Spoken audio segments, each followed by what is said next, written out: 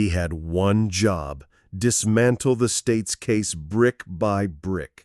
But instead, Advocate Nisi dropped a thermonuclear bombshell that froze this trial in its tracks. "I won't work for free." A vicious funding standoff with Legal Aid South Africa, the very system meant to protect the accused. Was it principle, pride, or a cold-blooded gamble that could murder his client's last shot at justice? I've cracked open sealed court documents, tracked the money trail, and uncovered how a broken system slaps price tags on human lives. Strap in. This is the Hot Seat essay. Representing here. But Legal Aid then says, "Now, Mr. Nisi, if you want to proceed with the 174 application, we don't buy you, we don't stop you from proceeding, but know that in terms of us financing it, we'll have some reservations," which is then the communication between Legal Aid and us then stopped there up until today. Today, they availed themselves to court. On adjournment, I communicated that position to the client, to Mr. Ncube and Mr. Sibiya, who still are of the opinion that it will be in the best interest of administration of justice from their point of view that we bring this section 174, and then thereafter they started to ask certain questions that I was not in a position to respond to. And then I requested Legal Aid to go and attend to those questions, or to answer those questions as are questions that should really be answered by Legal Aid. So there were still some deliberations around the questions that they had been asking Legal Aid. Then there was a moment when we were requested to come and see the court in chambers with a team from the state attorney. So we had not yet finalized those discussions. But I stated to them very clear that it will be a challenge on my part to go and sit for 4 weeks in preparation of the Section 174 without any reimbursement. And I'm repeating that. It's going to be a very serious challenge. Without what? Without reimbursement. In other words, I need to go and sit in my chambers for 4 weeks preparing for this 174, because it's going to be a very detailed 174. And at the end of it, will just be seated there, fully concentrating on this application, not be involved in other work. I don't think I'll be in a position to do that, my lord. I've already done this January. I've read almost like 40,000 pages, and I don't want to get there. But I don't think I'll be in a position to do that for the second time again, my lord. Thank you. That is the But position. what are your instructions from your clients? My instructions from the client are that, my lord, they would still wish us to bring the Section 174. But the challenge is who's going to finance it. Thank you, my lord. Mr. Ramsipi?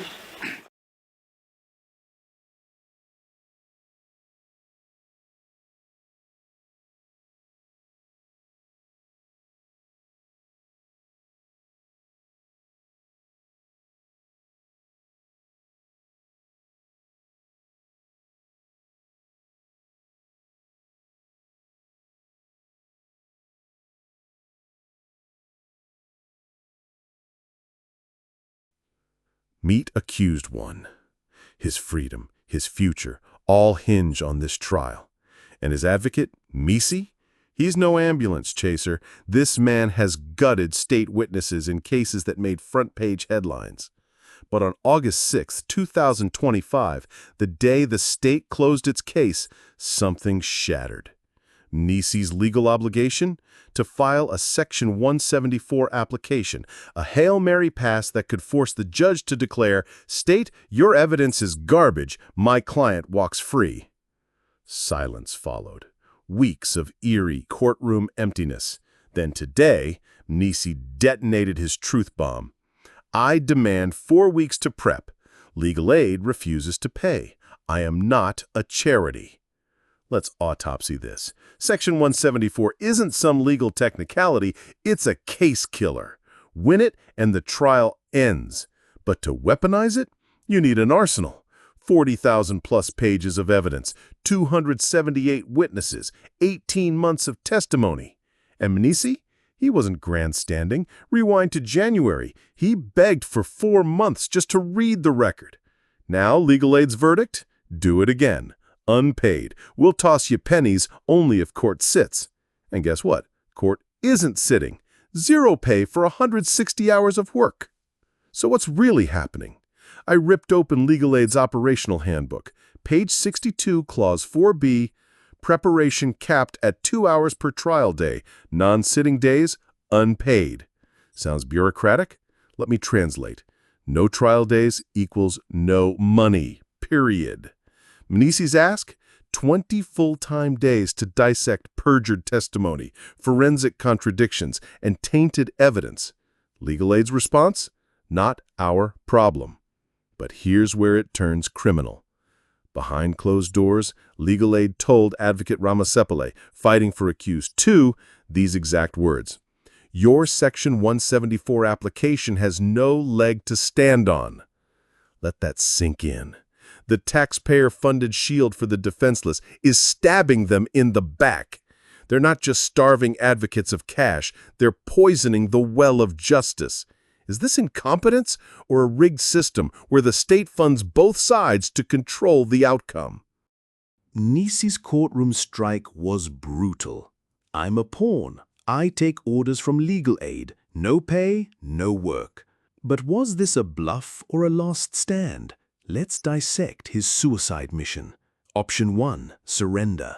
File a half-baked 174, watch the judge eviscerate him, career suicide. Option 2. Desert. Abandoned accused 1 mid-trial, become a legal pariah. Option 3. Nuclear. Shut down the trial until Legal Aid pays up. He chose war, and the casualty, his client. Right now, accused 1 sits in a prison cell, silenced, unrepresented, as judges glare and prosecutors smirk. Slow clap. Bravo, system. But listen to Mnisi's haunting line. This trial should not be about me. Too late, advocate. When you chain justice to a paycheck, you become the lightning rod. So I ask you, would you work 160 unpaid hours knowing your client's life is on the line? This isn't just Mnisi's nightmare. It's South Africa's cancer. Newsclip montage. Legal Aid budget cut 12%. Backlog hits 1 million cases. Legal Aid's budget gutted. Caseloads exploded by 300% since COVID. The result? Good lawyers quit. Clients plead guilty to escape purgatory. Innocence? Bankrupt. Meanwhile, whistleblowers sent me these. Receipts showing Legal Aid bosses splurged 4.2 million rand on training retreats at 5-star lodges while advocates begged for photocopy money. Where's the accountability? I've filed PIA requests. I'm hunting the paper trail. Stay tuned. Back in court, the collateral damage is catastrophic. Advocate Nkhumalo accused 3, working 18-hour days, self-funding his 174 application to file in 7 days. Advocate Mshalolo accused 4, abandoned 174 entirely, calling it a distraction. Accused 1, forgotten in a cell, no advocate, no voice, just Legal Aid's robotic mantra, policy is policy. A policy written in the blood of the powerless. So, hero or villain? Let's crystallize this. Yes, Mnisi's right, justice shouldn't be a crowd-funded charity, but when you raise your hand to defend a life, you bleed for it. The real killer? A government that strangles Legal Aid until advocates choose between morals and mortgages. So I ask you, do you make your verdict? Is Mnisi fighting corruption or betraying his client? Should lawyers work for free? Comment guilty or not guilty below. And if you think this is explosive, next week, how state attorneys tried to secretly appeal a judge's order, burying evidence in sealed envelopes. They never saw us coming. This is the Hot Seat SA. We don't report trials, we put injustice in the electric chair. If you're not subscribed, you're part of the silence. Fix that now.